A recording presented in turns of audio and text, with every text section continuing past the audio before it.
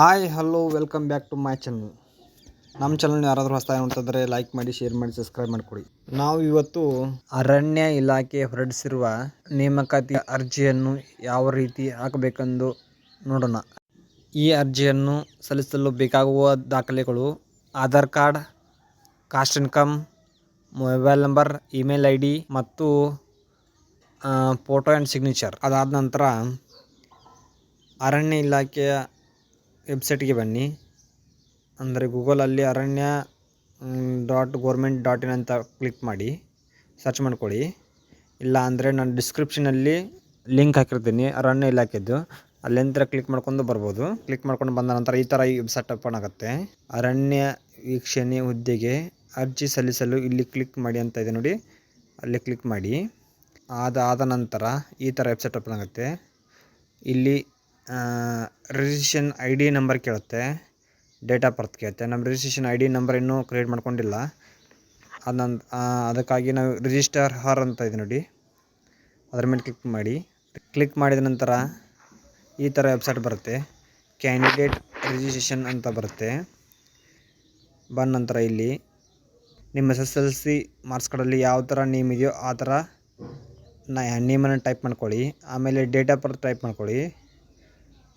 ಅದಾದ ನಂತರ gender type ಮಾಡ್ಕೊಳ್ಳಿ, ಅಂದರೆ ಮೇಲ ಫಿಮೇಲ್ ಅಂತ ಟೈಪ್ ಮಾಡ್ಕೊಳ್ಳಿ. ಅದಾದಮೇಲೆ ಆಧಾರ್ ನಂಬರ್ ಎಂಟರ್ ಮಾಡ್ಕೊಳ್ಳಿ. ಎಂಟರ್ ಮಾಡ್ಕೊಂಡ ನಂತರ ಮೊಬೈಲ್ ನಂಬರ್ ಎಂಟರ್ ಮಾಡ್ಕೊಳ್ಳಿ. ಸೆಂಡ್ OTP ಮೇಲೆ ಕ್ಲಿಕ್ ಮಾಡಿಕೊಂಡು OTP ಎಂಟರ್ ಮಾಡ್ಕೊಳ್ಳಿ. OTP ಎಂಟರ್ ಮಾಡ್ಕೊಂಡ ನಂತರ ಇಮೇಲ್ ID ಹಾಕ್ಕೊಳ್ಳಿ. ಇಮೇಲ್ ID ಹಾಕೊಂಡ ನಂತರ ಇಮೇಲ್ ID ಹಾಕ್ಕೊಳ್ಳಿ. ಸಬ್ಮಿಟ್ ರಿಜಿಸ್ಟ್ರೇಷನ್ ಮೇಲೆ ಕ್ಲಿಕ್ ಮಾಡಿದ ನಂತರ ಈ ಥರ ನಿಮಗೆ ಮೆಸೇಜ್ ಬರುತ್ತೆ. 2026-27 ಸಾಲಿನ ಅರಣ್ಯ ವೀಕ್ಷಕರ ಹುದ್ದೆಗೆ ನೇರ ನೇಮಕಾತಿ ಅರ್ಜಿ ಸಲ್ಲಿಸಲು ನಿಮ್ಮ ನೋಂದಣಿ ಯಶಸ್ವಿಯಾಗಿದೆ. ನಿಮ್ಮ ನೋಂದಣಿ ಸಂಖ್ಯೆ ಅಂತ ತೋರಿಸುತ್ತೆ, ಅಂದರೆ ನಿಮ್ಮ ರಿಜಿಸ್ಟ್ರೇಷನ್ ಕಂಪ್ಲೀಟ್ ಆಗಿದೆ ಅಂತ. ಅದಾದ ನಂತರ ಮತ್ತೆ ವಾಪಸ್ ಬನ್ನಿ. ಇಲ್ಲಿ ರಿಜಿಸ್ಟ್ರೇಷನ್ ID ಕೇಳ್ತಲ್ಲ, ಇಲ್ಲಿ ರಿಜಿಸ್ಟ್ರೇಷನ್ ನಂಬರ್ ಹಾಕಿ. ರಿಜಿಸ್ಟ್ರೇಷನ್ ನಂಬರ್ ಹಾಕಿದ ಮೇಲೆ ಡೇಟ್ ಆಫ್ ಬರ್ತ್ ಹಾಕ್ಕೊಳ್ಳಿ. ಡೇಟ್ ಆಫ್ ಬರ್ತ್ ಹಾಕ್ಕೊಂಡು ಲಾಗಿನ್ ಮೇಲೆ ಕ್ಲಿಕ್ ಮಾಡಿ. ಲಾಗಿನ್ ಮೇಲೆ ಕ್ಲಿಕ್ ಮಾಡಿದ ನಂತರ OTP ವೆರಿಫಿಕೇಷನ್ ಬರುತ್ತೆ. OTP ವೆರಿಫಿಕೇಷನ್ ನಿಮಗೆ ಮೊಬೈಲ್ ನಂಬರ್ ಯಾವ ನಂಬರ್ ಕೊಟ್ಟಿರ್ತಾರೋ ಆ ನಂಬರ್ಗೆ SMS ಬರುತ್ತೆ.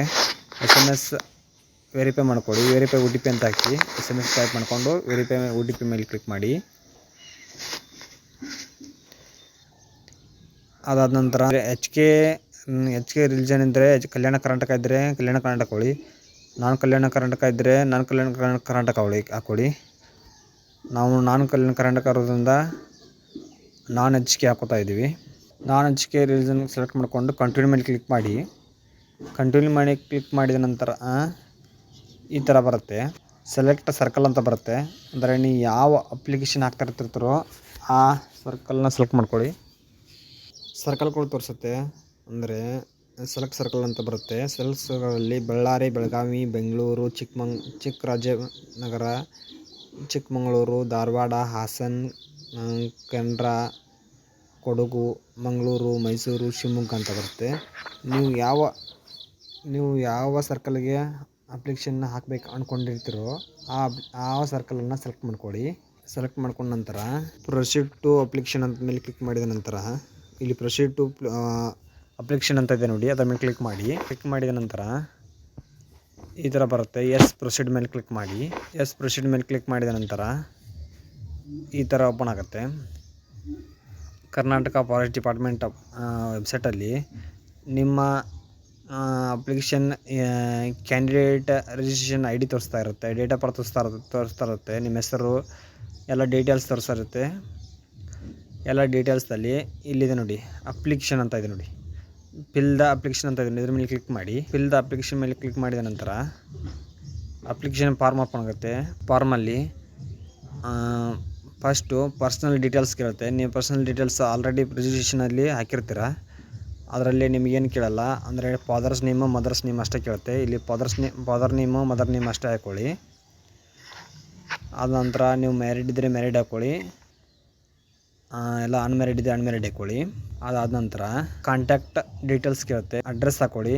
ನಿಮ್ಮ ಊರು ಯಾವ ಊರು ಎಲ್ಲ ಹಾಕ್ಕೊಳ್ಳಿ, ತಾಲೂಕು, ಡಿಸ್ಟಿಕ್ಕು, ಮತ್ತು ಪಿನ್ ಕೋಡ್ ಎಲ್ಲ ಹಾಕ್ಕೊಳ್ಳಿ. ಅದಾದ ನಂತರ ನಿಮ್ದು ಏನಾದರೂ ಪರ್ಮನೆಂಟ್ ಅಡ್ರೆಸ್ ಅದೇ ಆಗಿದ್ದರೆ ಎಸ್ ಮೇಲೆ ಕ್ಲಿಕ್ ಮಾಡಿ. ಕ್ಲಿಕ್ ಮಾಡಿದ ನಂತರ ನ್ಯಾಷನಾಲಿಟಿ ಡೀಟೇಲ್ಸ್ ಕೇಳುತ್ತೆ. ಇಂಡಿಯನ್ ಅಂತ ಹಾಕ್ಕೊಳ್ಳಿ. ಇಂಡಿಯನ್ ಅಂತ ಹಾಕೊಂಡ ನಂತರ candidate photo and signature details ಕೇಳುತ್ತೆ. ಫೋಟೋ ಆ್ಯಂಡ್ ಸಿಗ್ನೇಚರ್ ಕೇಳುತ್ತೆ. ಫೋಟೋ ಆ್ಯಂಡ್ ಸಿಗ್ನೇಚರ್ ಯಾವ ಥರ ಅಪ್ಲೋಡ್ ಮಾಡ್ಕೋಬೇಕು ಅನ್ನೋದು ನೋಡ್ತೀನಿ, ತಿಳಿಸ್ತೀನಿ, ಕೊಡ್ತೀನಿ ನೋಡಿ. ಮೊದಲಿಗೆ ನಿಮ್ಮ ಫೋಟೋ ಹಿಡ್ಕೊಳ್ಳಿ. ಫೋಟೋ ಹಿಡ್ಕೊಂಡ ನಂತರ ಅದನ್ನು ರೀಸೈಜ್ ಮಾಡ್ಕೊಳ್ಳಿ. ನಿಮ್ಗೆ ಎಷ್ಟು ಬೇಕು ಫೋಟೋ ಅಷ್ಟೇ ರೀಸೈಜ್ ಮಾಡ್ಕೊಳ್ಳಿ. ರೀಸೈಜ್ ಮಾಡ್ಕೊಂಡ ನಂತರ ಕ್ರೋಮ್ ಬ್ರೌಸರಲ್ಲಿ ಹೋಗಿ ಫೋಟೋ JPG ಫಾರ್ಮ್ಯಾಟ್ 50 KB ಅಂತ ಟೈಪ್ ಮಾಡ್ಕೊಂಡಂತೆ ಮೊದಲನೇ ಆಪ್ಷನ್ ಕ್ಲಿಕ್ ಮಾಡಿ. ಕ್ಲಿಕ್ ಮಾಡಿದ ಸೆಲೆಕ್ಟ್ ಫೋಟೋ ಅಂತ ಇದೆ, ಇದ್ರ ಮೇಲೆ ಕ್ಲಿಕ್ ಮಾಡಿ. ಕ್ಲಿಕ್ ಮಾಡಿದ ನಂತರ ನಾನು ಒಂದು ಫೋಟೋ ಸೆಲೆಕ್ಟ್ ಮಾಡ್ತೀನಿ ನೋಡಿ. ಇವಾಗ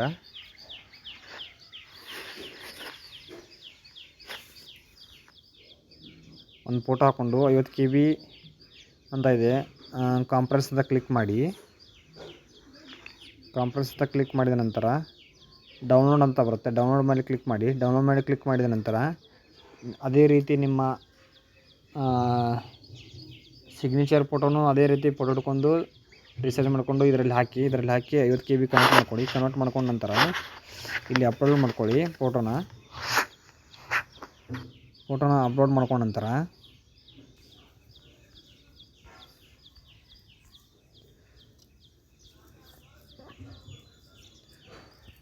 ಸೇವ್ ಆ್ಯಂಡ್ ನೆಕ್ಸ್ಟ್ ಮೇಲೆ ಕ್ಲಿಕ್ ಮಾಡಿ.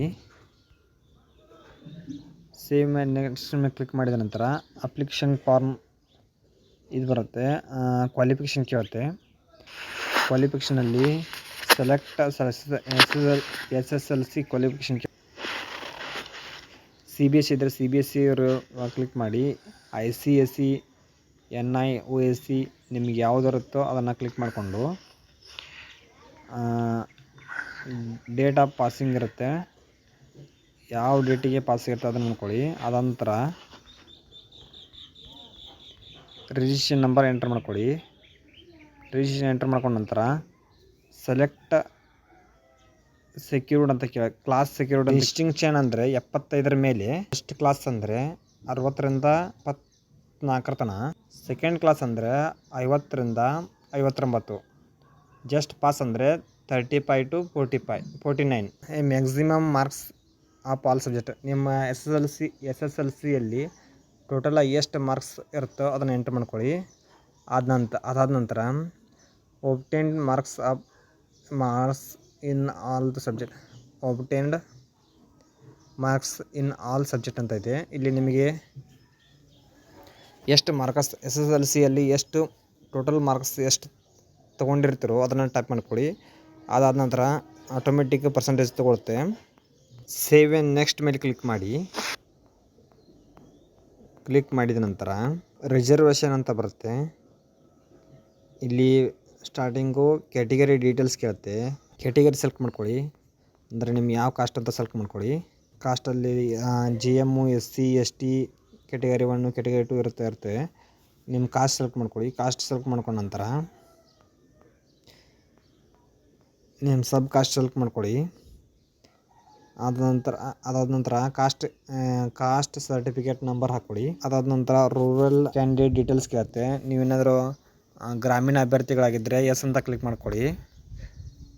ಅದಾದ ನಂತರ ಕನ್ನಡ ಮೀಡಿಯಂ ಕ್ಯಾಂಡಿಡೇಟ್ಸ್ ಡೀಟೇಲ್ಸ್ ಕೇಳುತ್ತೆ. ನೀವು 1ರಿಂದ 10ನೇ ತರಗತಿ ತನಕ ನೀವು ಕನ್ನಡದಲ್ಲಿ ಓದಿದ್ರಿ, ವ್ಯಾಸಂಗ ಮಾಡಿದರೆ ಎಸ್ ಅಂತ ಕ್ಲಿಕ್ ಮಾಡಿ. ಮತ್ತು ಫಿಸಿಕಲ್ ಹ್ಯಾಂಡಿಕ್ಯಾಪ್, ನೀವೇನಾದರೂ ಫಿಸಿಕಲ್ ಹ್ಯಾಂಡಿಕ್ಯಾಪ್ ಇದ್ದರೆ ಎಸ್ ಅಂತ ಕ್ಲಿಕ್ ಮಾಡಿ, ಇಲ್ಲಾಂದ್ರೆ ನೋ ಅಂತ ಕ್ಲಿಕ್ ಮಾಡಿ. ಅದಾದ ನಂತರ ಎಕ್ಸ್ ಮಿಲಿಟ್ರಿ ಪರ್ಸನ್, ನೀವೇನಾದರೂ ಮಿಲಿಟ್ರಿಯಲ್ಲಿ ಸೇವೆಯನ್ನು ಸಲ್ಲಿಸಿದರೆ ಮೊದಲಿಗೆ ಎಸ್ ಅಂತ ಕ್ಲಿಕ್ ಮಾಡಿ, ಇಲ್ಲಾಂದ್ರೆ ನೋ ಅಂತ ಕ್ಲಿಕ್ ಮಾಡಿ. ಅದಾದ ನಂತರ ಫಾರೆಸ್ಟ್ ಮೋಟಿವೇಟರ್ ಅಂದರೆ ನೀವು ಫಾರೆಸ್ಟಲ್ಲಿ ಏನಾದರೂ 5 ವರ್ಷ ಸೇವೆಯನ್ನು ಸಲ್ಲಿಸಿದರೆ ಎಸ್ ಅಂತ ಕ್ಲಿಕ್ ಮಾಡಿ, ಇಲ್ಲಾಂದರೆ ನೋ ಅಂತ ಕ್ಲಿಕ್ ಮಾಡಿ. ನೋ ಅಂತ ಕ್ಲಿಕ್ ಮಾಡಿದ ನಂತರ ಸೇವ್ ಆ್ಯಂಡ್ ನೆಕ್ಸ್ಟ್ ಮೇಲೆ ಕ್ಲಿಕ್ ಮಾಡಿ.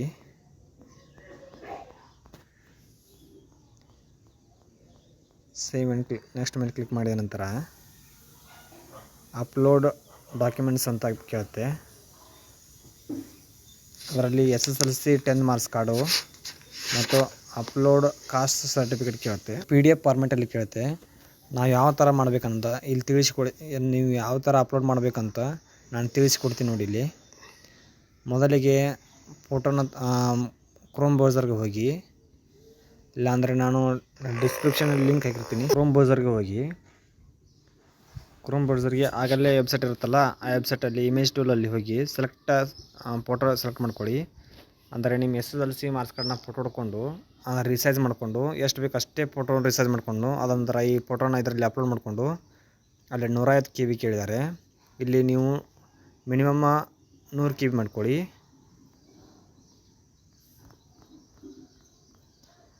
ನೀವು ಮಿನಿಮಮ್ 100 KB ಮಾಡಿಕೊಂಡು ಡೌನ್ಲೋಡ್ ಮಾಡಿ ಕ್ಲಿಕ್ ಮಾಡ್ಕೊಳ್ಳಿ. ಕಾಸ್ಟ್ ಇನ್ಕಮ್ಮು ಈಗ 2 ಡಾಕ್ಯುಮೆಂಟ್ಸು 100 KB ಆಗಿವೆ. ಮಾರ್ಕ್ಸ್ ಕಾರ್ಡು 100 KB ಆಗಿದೆ.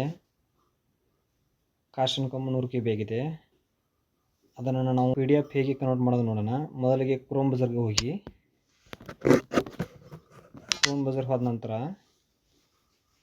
ಅಲ್ಲಿ photo JPG to convert PDF ಅಂತ ಇರುತ್ತೆ ನೋಡಿ, ಅದರ ಮೇಲೆ ಕ್ಲಿಕ್ ಮಾಡಿ. ಇಲ್ಲಿದೆ ನೋಡಿ, ಐ ಲವ್ PDF ಅಲ್ಲಿ convert JPG to PDF image ಅಂತ ಇದೆ. ಇದರ ಮೇಲೆ ಕ್ಲಿಕ್ ಮಾಡಿ. ಇದರ ಲಿಂಕನ್ನು ನಾನು ಡಿಸ್ಕ್ರಿಪ್ಷನಲ್ಲಿ ಹಾಕಿರ್ತೀನಿ. ಕ್ಲಿಕ್ ಮಾಡಿದ ನಂತರ ಸೆಲೆಕ್ಟ್ ಇಮೇಜ್ ಅಂತ ಇದೆ ನೋಡಿ. ಈಗ ನೀವು 10th ಮಾರ್ಕ್ಸ್ ಕಾರ್ಡ್ ಹಾಕ್ಕೊಳ್ಳಿ. ಸೆಲೆಕ್ಟ್ ಇಮೇಜಲ್ಲಿ ಕನ್ವರ್ಟ್ PDF ಅಂತ ಇದೆ ನೋಡಿ, ಅದರ ಮೇಲೆ ಕ್ಲಿಕ್ ಮಾಡಿ. ಕ್ಲಿಕ್ ಮಾಡಿದ ನಂತರ ಡೌನ್ಲೋಡ್ PDF ಮೇಲೆ ಕ್ಲಿಕ್ ಮಾಡಿಕೊಂಡು ಮತ್ತೆ ಅಲ್ಲಿ ನಿಮ್ಮ ವೆಬ್ಸೈಟಿಗೆ ಹೊಳೆ ರಿಟರ್ನ್ ಅರಣ್ಯ ಇಲಾಖೆ ವೆಬ್ಸೈಟಿಗೆ ಹೋಗಿ ಚಾಯ್ಸ್ ಎ ಫೈಲ್ ಇದೆ ನೋಡಿ, ಇದರ ಮೇಲೆ ಕ್ಲಿಕ್ ಮಾಡಿಕೊಂಡು ನೀವು ಫೋಟೋ ರಿಸೈಜ್ ಮಾಡ್ಕೊಂಡಿರ್ತಾರಲ್ಲ ಆ ಫೋಟೋನ ಅಪ್ಲೋಡ್ ಮಾಡ್ಕೊಳ್ಳಿ. ಅಪ್ಲೋಡ್ ಮಾಡ್ಕೊಂಡ ನಂತರ ಕಾಸ್ಟ್ ಇನ್ಕಮ್ ಅಪ್ಲೋಡ್ ಮಾಡ್ಕೊಳ್ಳಿ. ಅದೊಂಥರ ಅಪ್ಲೋಡ್ ಆ್ಯಂಡ್ ನೆಕ್ಸ್ಟ್ ಮೇಲೆ ಕ್ಲಿಕ್ ಮಾಡಿ.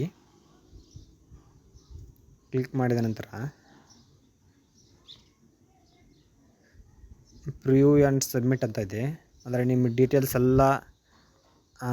ಎಲ್ಲ ತೋರಿಸ್ತಾ ಇರುತ್ತೆ. ಅಂದರೆ ನೀವು ಅಪ್ಲಿಕೇಶನ್ ಫಾರ್ಮ್ ಇದು ಪರ್ಸನಲ್ ಡೀಟೇಲ್ಸು, ಕಾಂಟ್ಯಾಕ್ಟು, ರಿಸರ್ವೇಷನ್ಸು, ನೀವು ಡಾಕ್ಯುಮೆಂಟ್ ಫೋಟೋವನ್ನು ಅಪ್ಲೋಡ್ ಮಾಡಿದ್ರೆ ಫೋಟೋ, ಆದ ನಂತರ ಡಿಕ್ಲರೇಷನ್ ಕೇಳುತ್ತೆ. ಡಿಕ್ಲರೇಷನ್ ಆಯಾ ಅಗ್ರಿ ಅಂತ ಕ್ಲಿಕ್ ಮಾಡಿ. ಡಿಕ್ಲರೇಷನಲ್ಲಿ ಆ ಅಗ್ರಿ ಅಂತ ಕ್ಲಿಕ್ ಮಾಡಿ. ಈ ಸೈನ್ ಆ್ಯಂಡ್ ಸಬ್ಮಿಟ್ ಅಂತ ಕ್ಲಿಕ್ ಮಾಡಿ. ಅದಾದ ನಂತರ ಫೈನಲ್ ಕನ್ಫರ್ಮೇಷನ್ ಅಂತ ಬರುತ್ತೆ. ಎಸ್ ಪ್ರೊಸೀಡ್ ಟು ಈ ಸೈನ್ ಮೇಲೆ ಕ್ಲಿಕ್ ಮಾಡಿ. ಕ್ಲಿಕ್ ಮಾಡಿದ ನಂತರ ಈ ಥರ ಓಪನ್ ಆಗುತ್ತೆ. ಇಲ್ಲಿ ಎಂಟರ್ ಯುವರ್ ಆಧಾರ್ ನಂಬರ್ ಅಂತ ಇದೆ. ನಿಮ್ಮ ಆಧಾರ್ ನಂಬರ್ ಎಂಟರ್ ಮಾಡ್ಕೊಳ್ಳಿ. ಅದಾದ ನಂತರ OTP ಕೇಳುತ್ತೆ. ಇಲ್ಲಿ OTP ಮೇಲೆ ಕ್ಲಿಕ್ ಮಾಡಿ. ಆಧಾರ್ ಕಾರ್ಡ್ಗೆ ರಿಜಿಸ್ಟ್ರೇಷನ್ ಇರೋ ಮೊಬೈಲ್ ನಂಬರ್ಗೆ OTP ಬರುತ್ತೆ. OTP ಎಂಟರ್ ಮಾಡ್ಕೊಳ್ಳಿ. OTP ಎಂಟರ್ ಮಾಡ್ಕೊಂಡ ನಂತರ ಸಬ್ಮಿಟ್ ಮೇಲೆ ಕ್ಲಿಕ್ ಮಾಡಿ. ಸಬ್ಮಿಟ್ನಲ್ಲಿ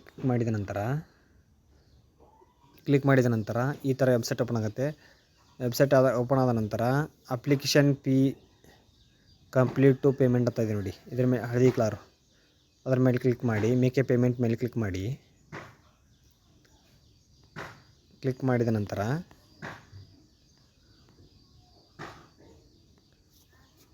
ಈ ಥರ ವೆಬ್ಸೈಟ್ ಓಪನ್ ಆಗುತ್ತೆ. ಕರ್ನಾಟಕ ಗೌರ್ಮೆಂಟ್ ಅಂತ ಇದು ಪೇಮೆಂಟ್ ಡೀಟೇಲ್ಸ್ ಅಂತ ಓಪನ್ ಆಗುತ್ತೆ. ಇದರಲ್ಲಿ cheque, cash, net banking, debit card, credit card ಅಂತ ಬರುತ್ತೆ. UPI ಅಂತ ಸೆಲೆಕ್ಟ್ ಮಾಡ್ಕೊಳ್ಳಿ. UPI ಸೆಲೆಕ್ಟ್ ಮಾಡ್ಕೊಂಡ ನಂತರ SBI ePay ಅಂತ ಸೆಲೆಕ್ಟ್ ಮಾಡ್ಕೊಳ್ಳಿ. ಇಲ್ಲಿ ಕ್ಯಾಪ್ಚಾ ಎಂಟರ್ ಮಾಡ್ಕೊಳ್ಳಿ. ಕ್ಯಾಪ್ಚಾ ಎಂಟರ್ ಮಾಡ್ಕೊಂಡ ನಂತರ ಆ 2 ಬಾಕ್ಸನ್ನು ಕ್ಲಿಕ್ ಮಾಡಿ. ಕ್ಲಿಕ್ ಮಾಡಿದ ನಂತರ ಸಬ್ಮಿಟ್ ಮೇಲೆ ಕ್ಲಿಕ್ ಮಾಡಿ.